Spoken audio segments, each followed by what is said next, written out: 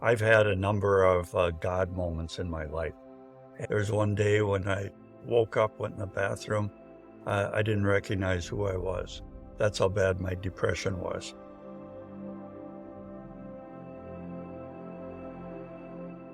I needed meaning in my life. Depression was not this wispy thing out there. To me, it was a real person. And he worked for the Prince of Darkness. There'll be a Gideon.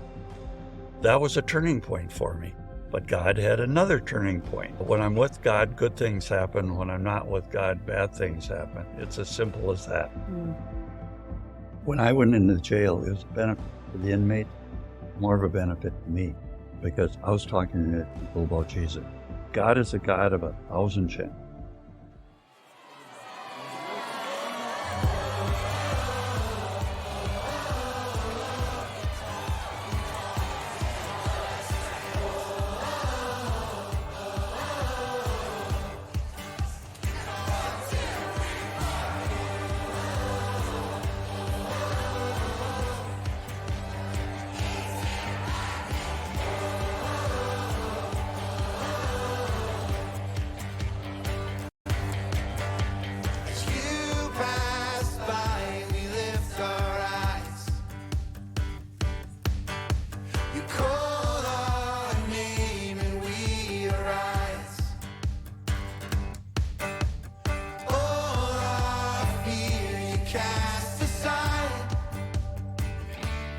So welcome to From Surviving to Living, the Spotlight series, and we have a very exciting episode for you today, an interesting guest. I am here with Patrick Day, who is the author of 9 books, and he is also, or was, a credentialed correctional chaplain. Try saying that 3 times fast. Who has ministered to hundreds of individuals in one-on sessions and thousands in group settings. And we are going to have an overarching question of how can personal struggle and professional expertise converge to offer hope and guidance for those battling addiction and depression, and for those of you interested in helping individuals like that, as Pat has. We'll be discussing what that looks like as well. So, Pat, can you tell us a little bit about who you are and where you're from and what led you up to this work that you do?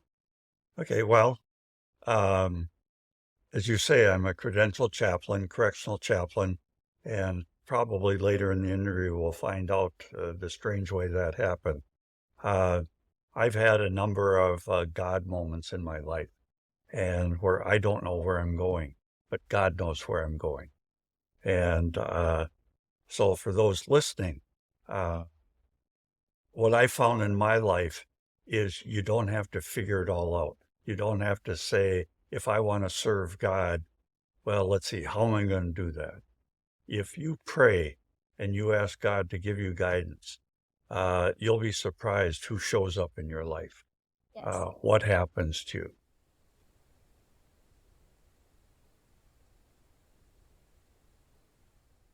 So along those lines, when I moved to Wilmer, Minnesota, from Minneapolis. As a matter of fact, I lived 4 blocks from where the studio is.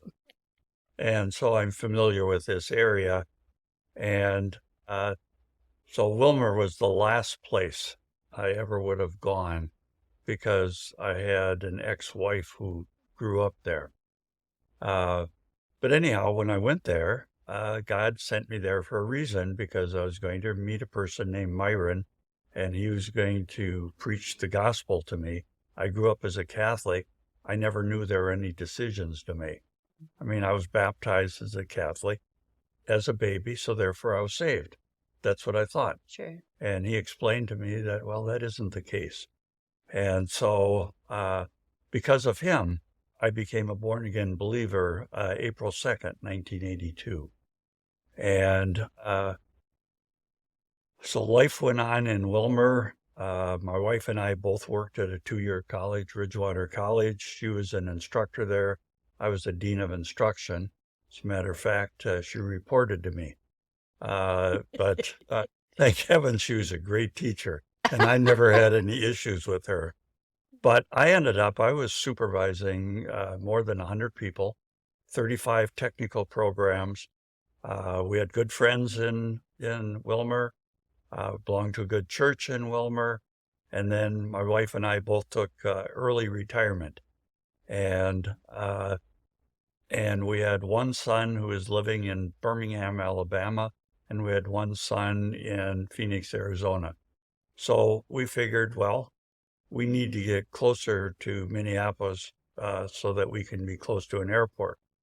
So I left a city of 30 years, left a job of 30 years, which I found out soon that is not something you want to do. You did that all at once, retired and moved. In one shot. Wow. And I'd never lived in a city for 30 years before. I'd never worked at one job for 30 years before. How did I know? Yeah. And so I moved to Buffalo. All of a sudden, I don't know anyone. I don't supervise anyone. There used to be 100 people that somewhat listened to what I had to say, some more than others. Now I'm in Buffalo. No one gives a rip what I say. I don't know anyone. I don't know anything. I'm not familiar. And I went into what's called situational depression. In other words, there's a situation that caused depression. And what year was that?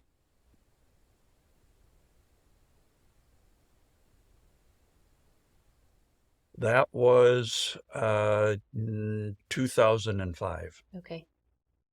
And so situational depression, if it's severe enough, can lead to what's called clinical depression, which is a mix-up of brain chemicals. And that's what happened to me. My brain chemicals are still mixed up. For me, which is another book I wrote called How I Escaped from Depression, but I didn't want to take medication. I kept trying to stay away from it. And things were just careening. There's one day when I woke up, went in the bathroom, I didn't recognize who I was. That's how bad my depression was. So what happened is, which the whole depression thing is a whole other story. How long did that last? 4.5 years. Okay.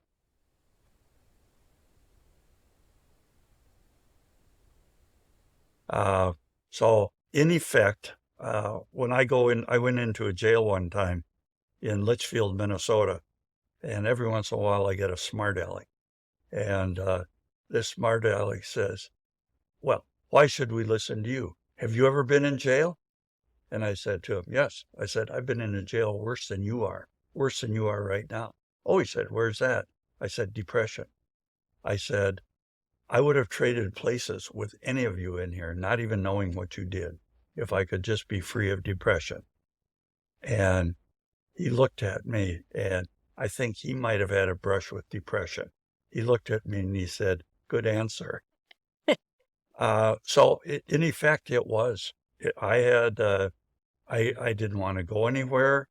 I would lay in a chair like I was in a coffin. It was terrible. How did your wife respond to all of that? It must have been difficult for her. Did she also maybe be affected with some depression, or what did that look like? No, my wife is much more resilient than I am. She got along pretty well. She was a teacher, so she had classrooms, but our situations were a little bit different. I was involved in a number of things in Wilmer that she wasn't. I belonged to a Bible study for 20 some years, which is quite unusual.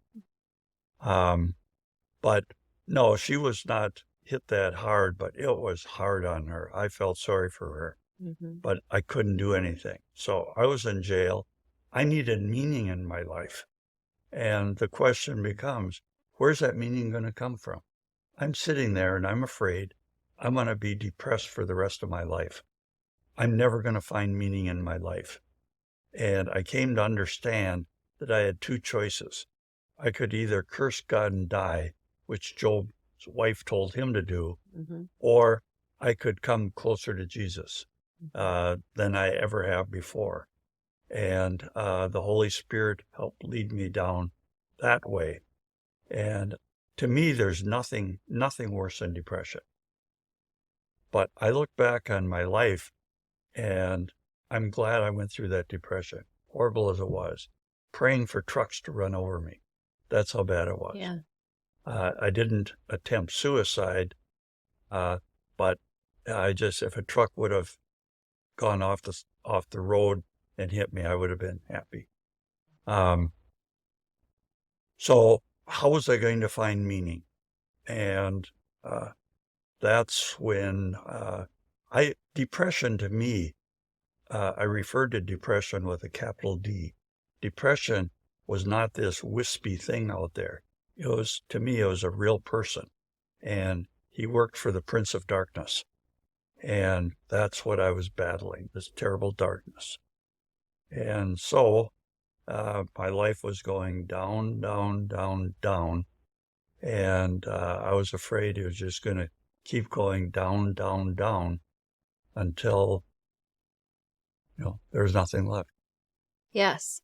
And I like what you said at the very beginning when you said we don't have to know the ins and outs about how something is going to be done. We simply recognize something that needs to happen. And I have found often that acknowledging to God, I think that this is something you would like me to do, a direction I'd like to take, and I have no idea what that looks like. I can't set the agenda because I have trouble even picturing it. But I agree with you. That sounds good. And God has to take it from there. A.W. Tozer once said that if you think you are where you are now because you have manipulated and controlled the outcome, you are probably not where God wants you to be. That's for sure. So then what happened after this 4.5 years of depression that led you in a new direction?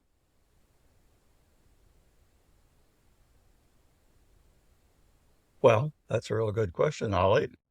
And I had, I guess I would call them turning points.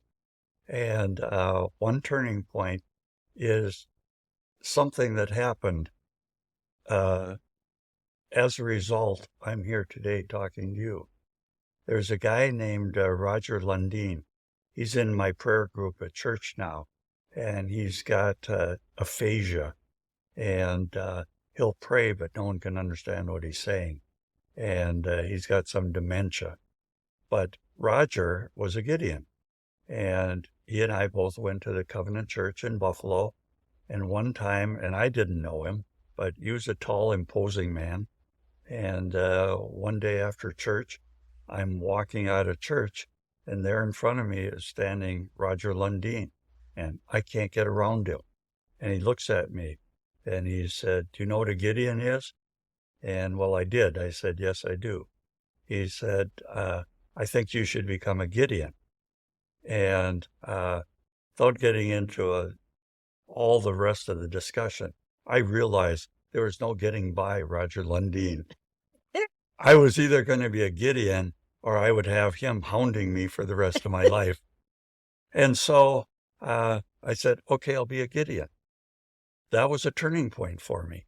But God had another turning point. So I became a Gideon, and Roger was kind of my sponsor and mentor. And Roger says, oh, by the way, now that you're a Gideon, you need to have some sort of ministry. And I said, well, what ministries are there, Roger? And he said,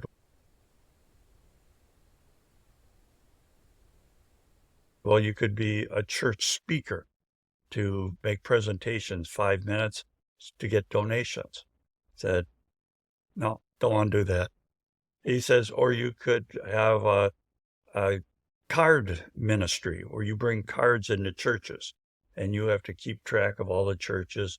Do they have enough cards for weddings, funerals, and whatnot, which is another way of getting money for the Gideons. I said, I don't think I want to do that either. And he said, well, you could bring Bibles into hotels and motels. But he said, everyone does that. All Gideons do that. And then he said, or you could get into jail ministry. And I said, what's that? He said, well, you could join the jail ministry team and you go in once a month and with a partner and deliver a Bible lesson. And so I said, I'll do that. So it was kind of like, what else am I going to do? But that's when God got a hold of me. And as I started working with inmates and understood the horrible lives they have had to get to the point, dysfunctional families, drugs, the wrong people. They follow the wrong people. In some cases, they were the wrong people that other people were following. And so I developed like a bond. I wanted to understand these inmates. And so that's how I initially got into jail ministry. The second thing was I had a friend, Myron, who led me to Christ, and he was an artist, and he is now retired, and he's now a portrait artist and oil painting. But at the time, he did illustrations. He and I actually were partners in an ad agency for a while. But I thought that was before this point in time. But I thought, if I could just paint, if I could just draw. And I tried, and he tried to teach me, but that was not my shtick. And then I remember something God had told me years back. With words you will serve me, with images. You don't know what that means in your life, but I do. That's what he told me years before. And then he led me to write my first book. It was called Too Late in the Afternoon. And that book and being a Gideon started moving me out of depression. And so I came to realize with that first book of the 9 I've written that the day I stopped writing and the day I died would be the same day.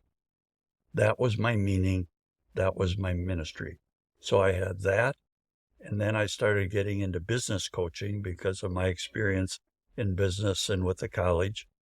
And so now all of a sudden I had 3 meanings to my life. Jail ministry, Gideon's meetings combined together, and then the writing, and then the, I guess those are the two that and then the business coaching. And you were not a chaplain at this time, right?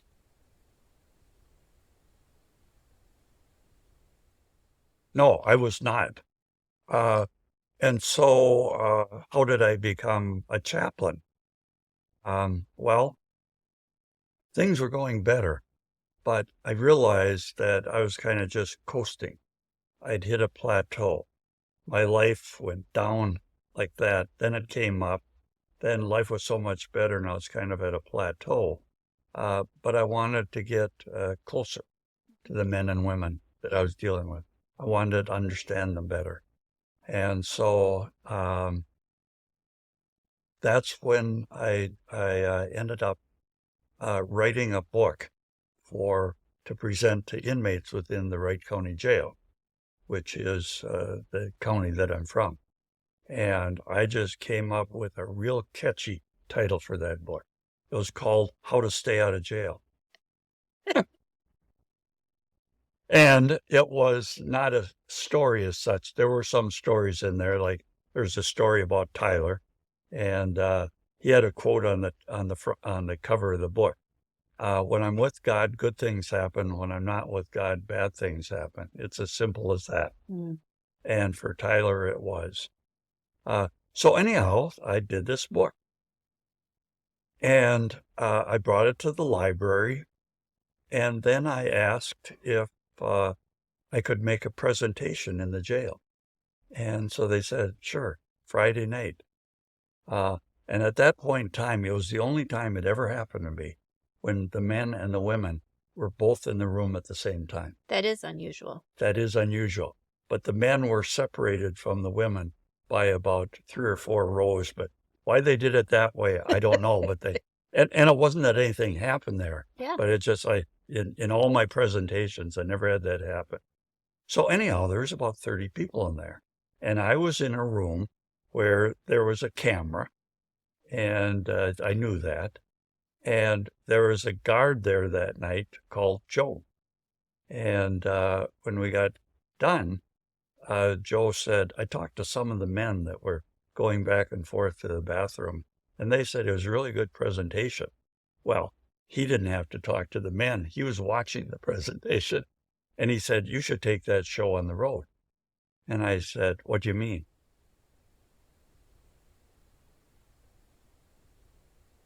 He said, well, you could give a presentation like that to county jails throughout Minnesota.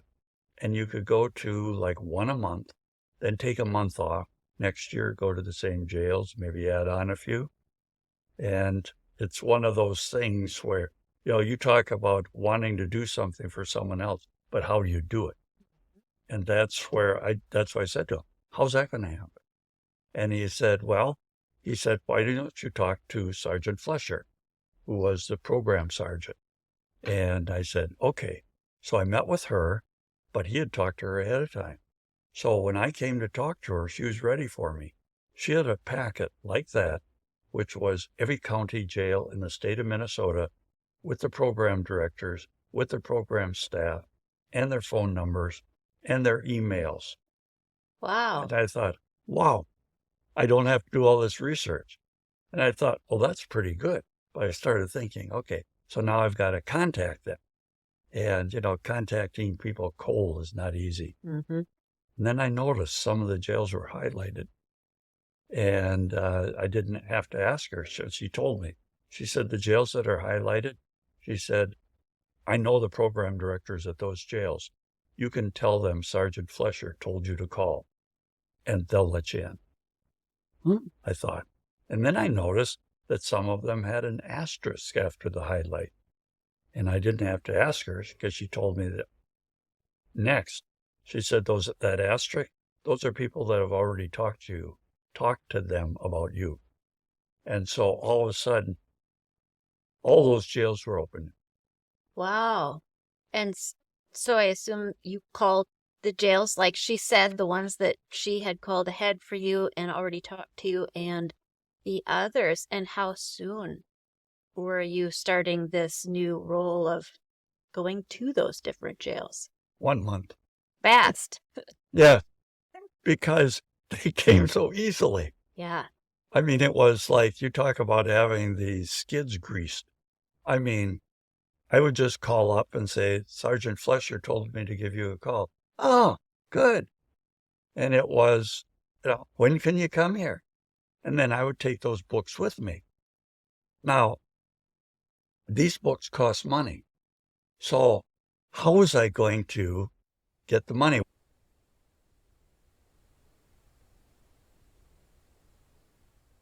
Well, as it ended up, when I went into the jail, I got a hold of some friends of mine and asked, would you partner with me? Well, I'll put in the same amount of money and to buy these books, which I had self-published through a company in Minneapolis, said, buy the books and then I can go in. No, actually, I'm wrong on that. The first book I wrote too late in the afternoon, I through a self-publishing. Then I became the publisher. So I started, all of a sudden, I've got another meaning in my life. So I could produce the books myself, but I never made a profit off them. I just purchased them at cost. So I brought those in. And now I figure, well, these friends are not going to come up with the money that I'm going to be able to go to all these jails. So as it ended up, there's a pastor of the Assemblies of God Church in Buffalo, and every once in a while I went there. At one point in time, I was a Pentecostal wannabe, and I started going to a Pentecostal church where my son lived in Northfield, and I thought, whoa, that's a side of me that's been missing, the emotional side of Christianity. And so I got enamored with Pentecostals, got to know this Pastor Bill Hicks, take him out to play golf, buy his green fees for him. And I'm telling him, and he says, why don't you just start a ministry in this church? He said, and we can be a 401, you must know that. The I don't even recall, right? 501? Yes. C3, a Yeah. nonprofit, Yes, yes. essentially. A nonprofit ran it through the church. And I talked to a friend of mine who's quite wealthy. Every year he gives $1,500.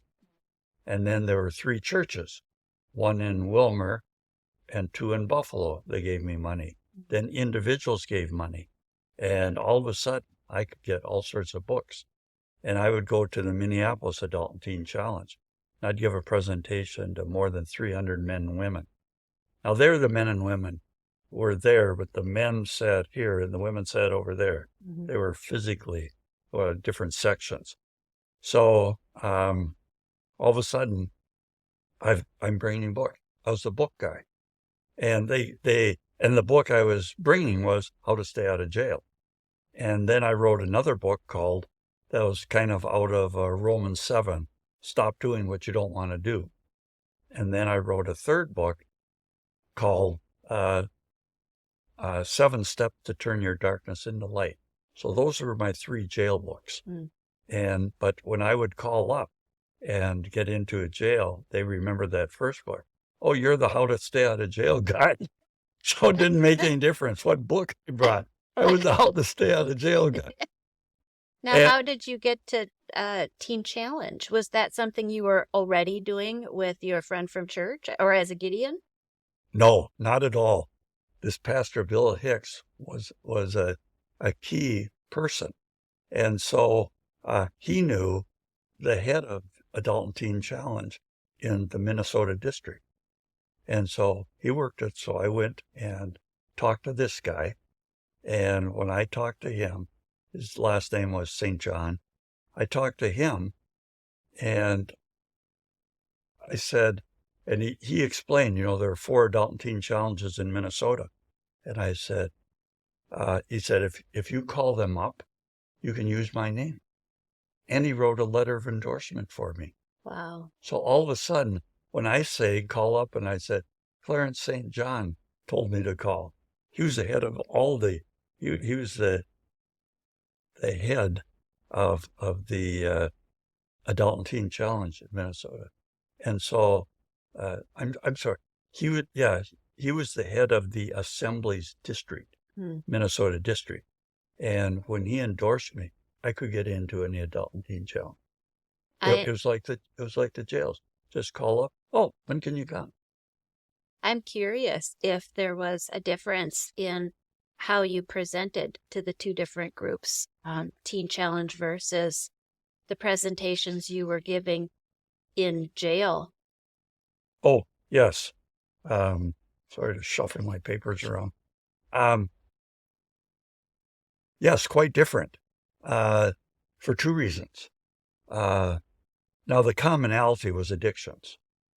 So anyhow, 90% of the men, and what I found for the women, it was more like 95% are in there for drugs of one of those or another, using, selling, distributing, moving. So that was a common thing. But what was uncommon, another common is that a lot of people in Adult and Teen Challenge had gotten downward departures, which means their sentence was stayed if they went and did something to redeem themselves. And Adult and Teen Challenge was known as a place where you went to stop using. But the difference is that when I went into the jails, I was talking to a lot of people that weren't saved. In Adult and Teen Challenge, most of the people were saved. That was kind of a condition for getting in, but there's still people in there that weren't saved. And so there was a different message. And the Holy Spirit, gave me what to say to each group. And it was quite different, though I hadn't planned it quite different. But I remember one of the things that I said to the Adult and Teen Challenge. I said, and what happens is that someone in a jail or someone in the public that's using, of their own willpower, 80% of them, if they stop using, 80% of them will be using within a year. For those that are in jail, 80% will be back in jail in a year. Those are the statistics. that means 27% can make it. Mm-hmm. And that's a generous. I don't even think it's that.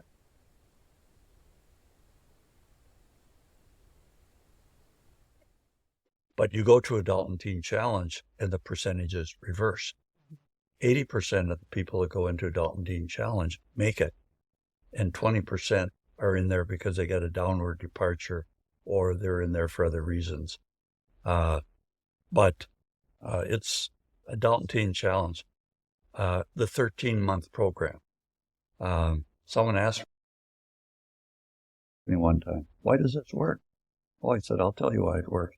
Because for 13, those men and women have Jesus in the morning, Jesus at noontime, Jesus in the afternoon, Jesus at supper time, and Jesus before they go to bed.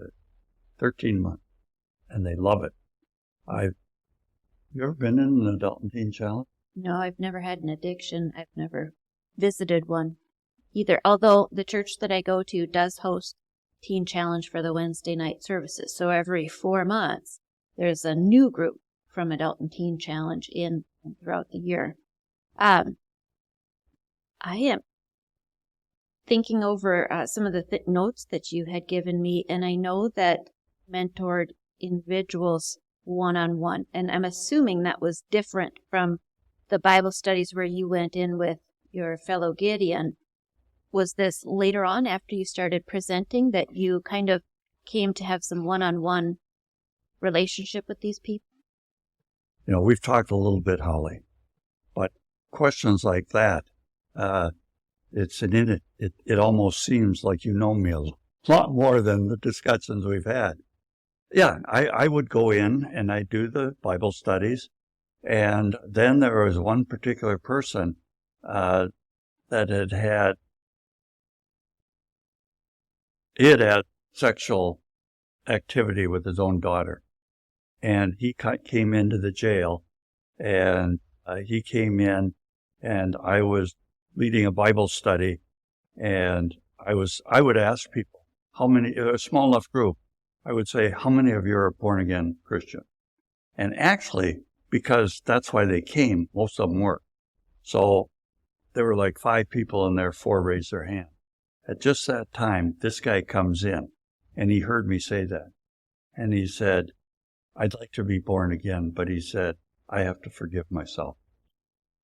And I said, then he told me his name. And I said, he said, I've got bad news for you and good. I said, the bad news is you can't forgive yourself. I said, the good news is that Jesus can forgive you. And so I went through, I have a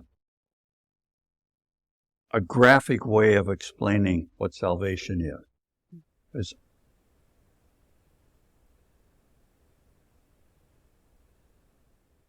When I'm dealing with people, I use graphics, I use illustrations. It's like Jesus in his parables, because these folks they're used to visual. Now, the way I knew that they were used to visuals, and you can attest to that, is you look at the inmates in there, and more than half of them got tattoos all over themselves. That's when I understood the graphics. So I would do paintings, I would do drawings on a board. When I made presentation, I had a whiteboard or a blackboard there. So anyhow, this guy, I'll just cut to the chase on this. It's an interesting story. He got saved that day in that room. But sometimes, like Billy Graham crusades, you have people that are not really saved. They're awakened spirits, but they're not regenerative. They're awakened souls, but they're not regenerative spirits. And you can tell that by what happens after they come forward. They're out using. They leave Jesus at the door on the way out. They do, because Jesus was only in their mind. He wasn't in their heart. So this guy's, his experience of being born again was so dramatic, I had to find out whether it was going to hold or not. So I talked to the program director at that time, who was not the one that gave me that booklet. As a matter of fact, this person, whether she was a Christian or not, I didn't know. God knew, but I didn't. But I asked if I could see this guy. No, and not outside in a room talking to him by phone. She said, and I explained what happened. She said, yes, you. All of a sudden, I was open to a whole new world when I could talk to people.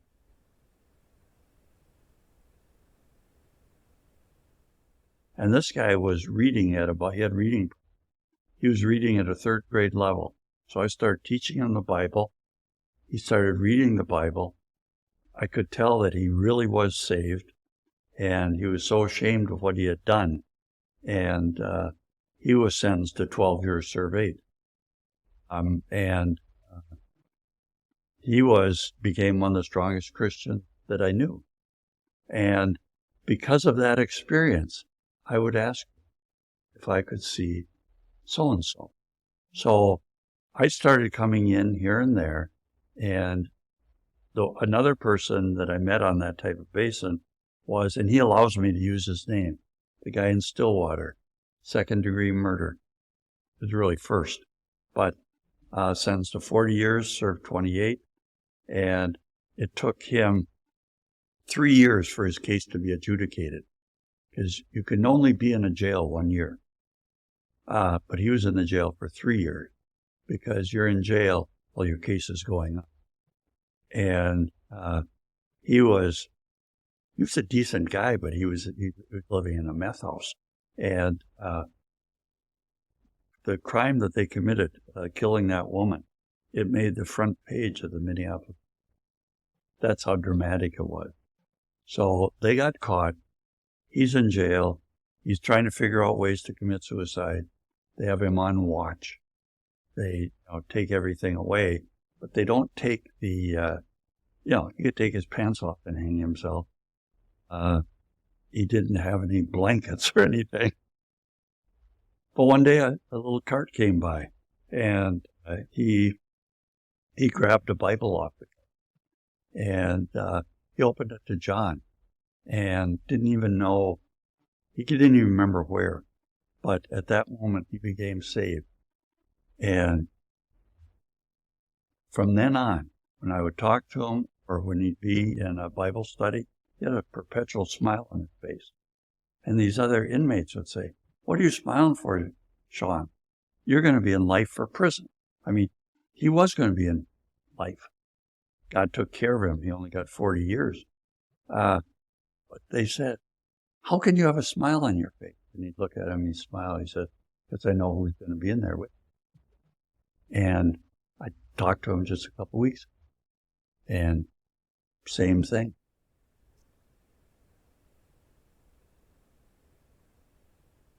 So in the one-on-one meetings, you really come hopefully to be engaged in that person's life and caring about the outcome.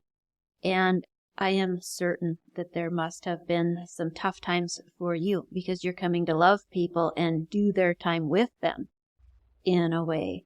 How did you prevent or think about preventing a recurrence of depression? Because sometimes these are really hard stories that you're listening to and helping with. When I went into jail, it was a benefit for the inmates, more of a benefit to me, because I was talking to people about Jesus. I was involved in Christ's work. I was his hand in. There was no depression possible in that situation. Plus, I ran across a guy named Tony, and I learned a lesson from Tony that I haven't forgotten to this day, maybe 10 years. So he's telling me about his dysfunctional life, his drinking, not being able to stop his drinking, losing his job, losing his house, losing his car. I don't know if he lost his dog or not. He wasn't married. He is a country song. The country song. But he had lost his girlfriend. He lost everything. And he's telling me this story, and I'm listening to it. And I'm just, I do feel bad. And he said, this is about the third time I talked to him. And he says, "Pat," he said, "can you identify with what I'm saying? Can you internalize what I'm saying? Can you empathize with me? Or do you just feel sorry for me?" The fact of the matter is mainly I felt sorry for him. But when he said that, that was a turning point for me. Because from then on, I would try and understand people were coming. I would be in prison or jail with them. And so that was very meaningful for me. It's interesting you say that, because for myself, I find that my past history, just having been in prison, but the different experiences that I suffered while I was there, my parental rights being terminated with one of my children, and all these other things, having gone to SEG, being on suicide watch.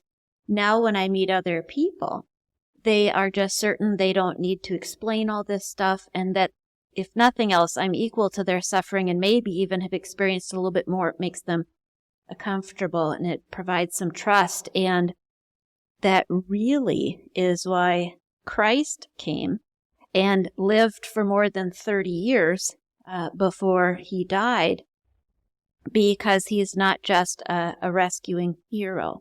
He's a relatable friend who has suffered more than we have, so we can. But that's the real way I began to understand that. And what I hear you saying is that it's possible to learn to empathize with others to a degree where, even if you haven't experienced that, you still can develop that trust and that affection. In one-on-ones, you did this in jail or in prison or both?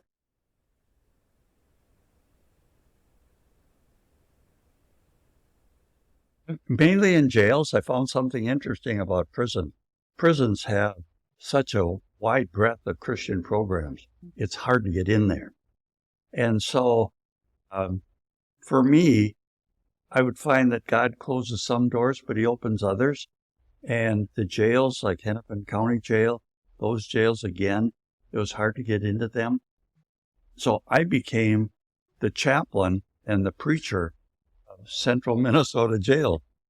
So I went to Brainerd, Duluth, Foley, St. Cloud, 3 jails at that area, go to Litchfield, and all the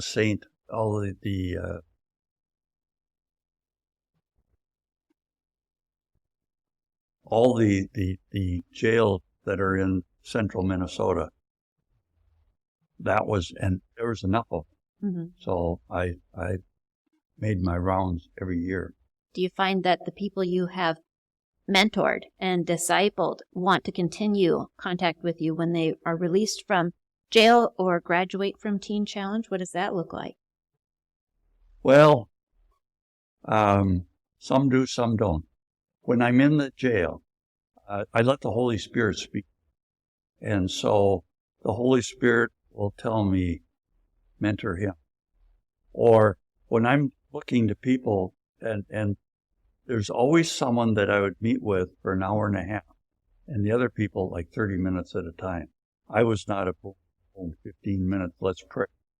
I spent at least a half an hour with everyone. But I had one person who is now serving time in prison, and he was I learned from spiritually. He might have even been a little step ahead of me, but I learned from him. And when he left, it was months, almost a year. I said, and so I'm in Gideon's, and I'm giving a Bible study, and I'm looking, and it's like the Holy Spirit is saying, him. Now, this Rico, he was black. This guy is also, I found some of the strongest Christians for black guys and black women.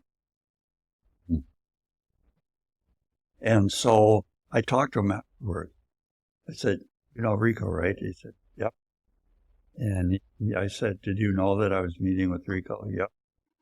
Met with him for an hour and a half. Yeah, I know that. I said, I'm looking for someone else that I can meet with that amount of time.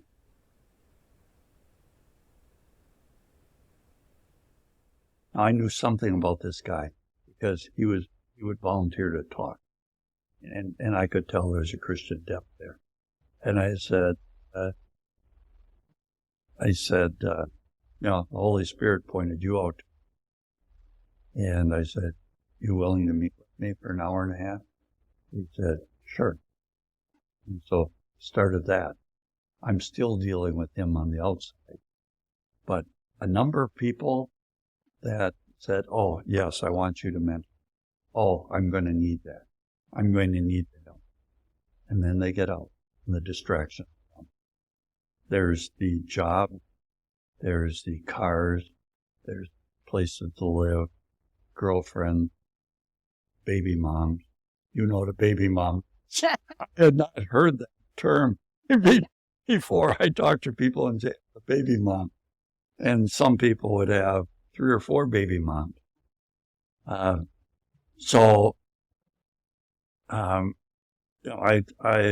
got to know these folks, and but when they got out of jail, they were the distraction, and they'd meet with me a few times. One person that really turned his life, his name's Tyler, but he met with me twice, and then we're going to meet again. He didn't show up. He was standing out in a railroad track waiting for a train to run over him. Yeah, it's an interesting story with him. You can maybe have me on again. Tell you some of these Definitely stories. have you on again. You've a lot of. Tell me the Tyler story, but you had asked a question earlier. How did I become a chaplain? Yeah. Okay. Which is something that turned my life around.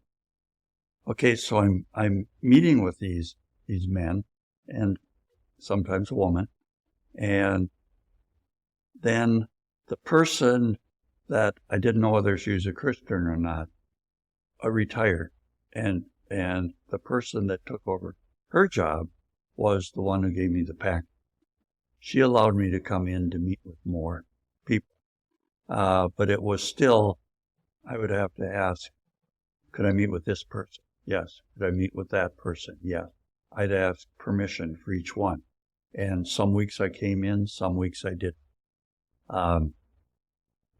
And so I had kind of hit a plateau again. And then this person at church, this Pastor Bill Hicks, I had this book, a wonderful book called How to Stay Out of Jail. And then I'd written my second one, Stop Doing What You Don't Want to Do. This would be a good book for other chaplains. And so Pastor Bill said, yeah, it would. I'll give you the name of the head of the Correctional chaplaincy, the one that's hard to pronounce. Yes.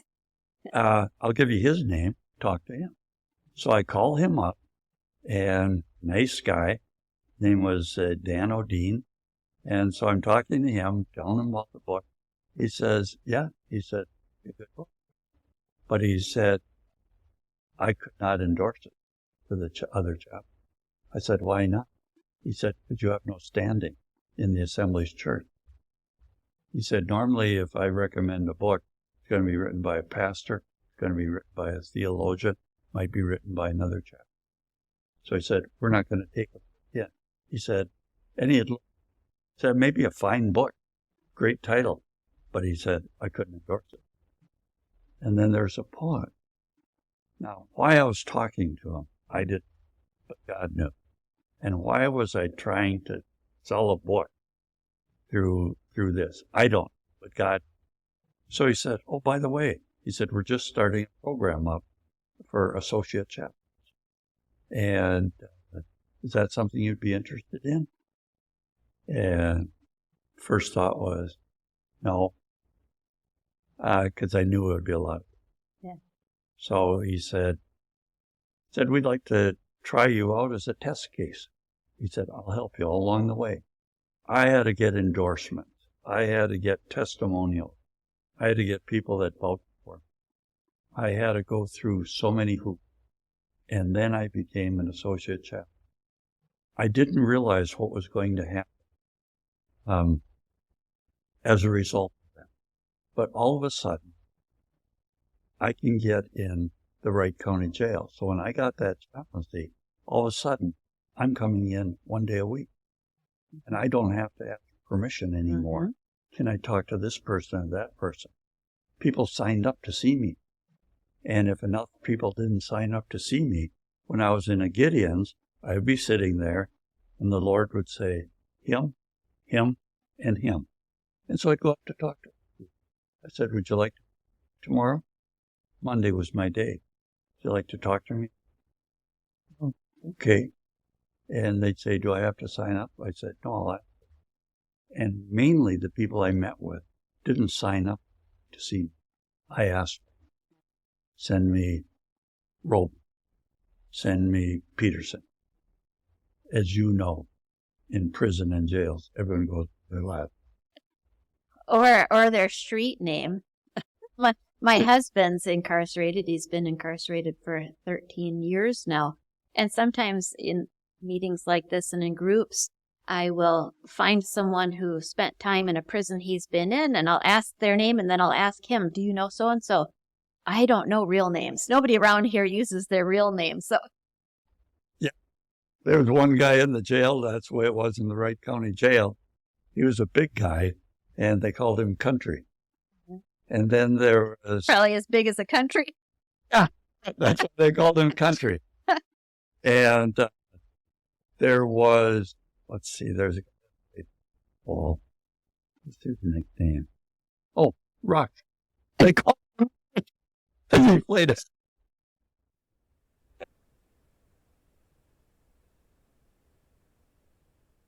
And so anyhow, all of a sudden, I can see all these people. And then when I go to Adult and Teen Challenge, it's a whole new thing because I'm not Pat Day anymore. I'm Chaplain Pat. Right. And when I go into the county jail, I'm Chaplain Pat. And it's easier for me to get in. And then when I call for someone, they'll call down and say, Chaplain Day wants to talk to Rush. Sometimes they use those nicknames too. I'm thinking as you're talking about you choosing individuals instead of them coming to you, and it reminds me of one of my favorite Bible verses. There are so many Bible verses where the writer is seeking God and looking for God or trying to find God, and it's seen where it's on the part of man. But in Psalm 119, the last verse of that chapter, it says, I have gone astray like a lost sheep. Seek, inquire for, and demand your servant, for I do not forget your commandment. So it's asking God to come seek and find, right? And sounds like God was using you to fulfill this very verse of finding the people when they weren't coming forward themselves. They're lost. Well, you got to figure it out at the end there, but I was going to correct you. When you said, I would find the people. No, I didn't find the people. The Holy Spirit found the people. And it was just, it's like God has an audible voice that speaks to you. But when he nudges you and he points you in a way, it's unmistakable. And it was like, and sometimes I tell the person, like, I would say, Holy Spirit told me to talk to you. And I don't know that there's anyone that the Holy Spirit pointed out that didn't agree to talk. I'm curious on what advice you would have for someone who is a recovering addict or maybe not yet even recovered, based on all of these people that you've met with. And it sounds like one of those tips would be to continue to see mentorship or discipleship as an important part of your life. What else do you think is good advice for people like that? Well, I'm trying to think of, I've got a graphic in my book that I use. I can't do it here because I can't walk. Yeah. But if these are the parameters between here and my other hand are people who are saved. So I go into a jail and I said, how many are born again Christians? And they've come because generally they are. Every once in a while I get a jokester in there, but they're in there. So most of the hands will go up. And I'll say, okay, next question. How many of you are born again Christians when you committed your last crime or when you started using again? And they would sit there. I'd say, let me tell you something about myself. I have a gift from the Lord. I can endure long periods of time. So I said, I don't believe you're telling me the truth. I think some of you were born again when you committed your last crime. Admit to it. And so they'd raise their hand. And then I'd say it in a way so that they didn't feel I was coming down. And I've learned voice used. So I looked at him and said, I said, how's that? When you were born again, your sins were forgiven, your sinful nature was taken away, and you're going out and committing the same sins or worse. I said, how's that possible? And they look at it. It's the very question they've asked themselves thousands of times. Oh, yeah. And I said, let me explain it. Okay, so I do it in a room, walking back and forth. So I'll do it with my hand. Over here, so everyone in here is saved. Over here is the fallen world. Over here is heaven. Okay, so, and here's Jesus. Here's the fallen world over here. They don't get into the fallen world again, but they get awfully close. So what happens is in the middle of this parameters, there's, well, let me put it this way. When you're over here next to Jesus, more of Jesus than there is of you of the world. When you're over here, there's more of you and the world than there is of Jesus. You can hardly even hear him. So what happens to these people, when they're in jail, they've got all the time to be close to Jesus. And then when they get out, they start drifting. And when they get to the point where there's more of them, and this is what I'm explaining, more of them in the world, that's when they commit the crime. And you know what? It's the same for me. Bet you it's the same for you, is when you get busy, when you get caught up, you get in a fight with your husband, when you into all those things where you're drifting and you get over here, that's the point in time where you'll snap back at your husband. That's a time where you'll say something cutting to someone. That's a time you might swear like some of the girls did in prison. Probably not. But bad things happen over here. So the secret, which is not really much of a secret, is stay over here. And you stay as close to Jesus as you can. What I say is you want to be so close to Jesus that if you bump into the back. And so now, then I move into, how do you do that? There aren't any secrets here. Bible, prayer, Christian service. And going to a spirit-filled church. And having a mentor. The mentor is terribly, terribly important. And so the more of those things that you do, the closer you stay to Jesus. And when they get out of jail, when the distractions come, not that they're doing bad things by getting a house, car, and those things, but they've taken their eye off Jesus. You got to keep your eye on Jesus. So the answer to your question, which took me a while to get there, is that you stay near Jesus. You stay in the place where there's more of Jesus than there is of you in the world. And by the way, when it's you in the world, there's a third person, Satan, because you're vulnerable. And so you want to stay over there. If you stay over there, you're safe. You stay over here, you're danger. And that's kind of the premise of my book, Finding the Safest Place on Earth. The safest place on earth is right next to Jesus. And this book talks about how you stay near to Jesus. So when you're talking about, and it's a story of a person named Jack. And Jack is an alcoholic. And he fails over and over and over. Goes into rehab. He makes his wife promises 1,000 times he'll stop drinking. 1,000 times he breaks that down. But God is a God of 1,000 chances. Take you back 1,000 times. My friend Tyler says, That's good to hear, Pat. He said, I've used up 900. No, I said to Tyler, I said, you've probably used up about 900, Tyler. He said, try 970. Well, and I think it sounds like you are also saying if someone wants to serve others in the way that you do, the number one advice there is the same advice, staying as close to Jesus as possible by being in the Word and prayer, right, and listening.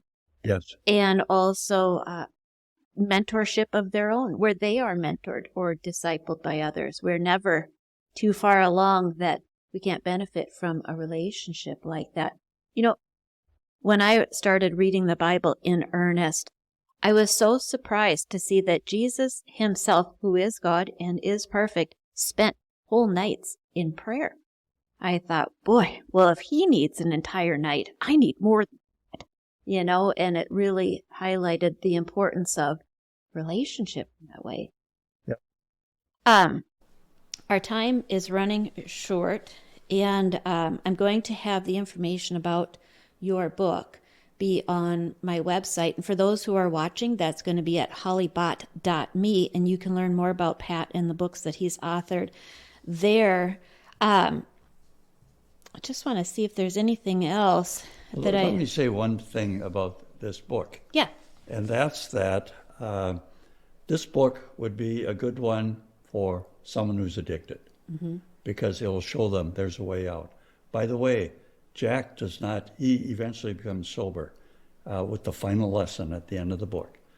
But he doesn't. So read it until the end. Yeah. Don't read it until the end. But he doesn't make it on his own. He has a mentor that God gives him called Manny. I'm not Jack in this book, and I wish I were Manny, but I'm not. Manny is way above me. So Jack, it's not easy for Jack. And this is not a fairy tale book.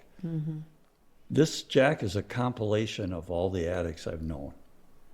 And so the family, the situations, the losses, the broken promises, all the rest. And he struggles all the way through this book.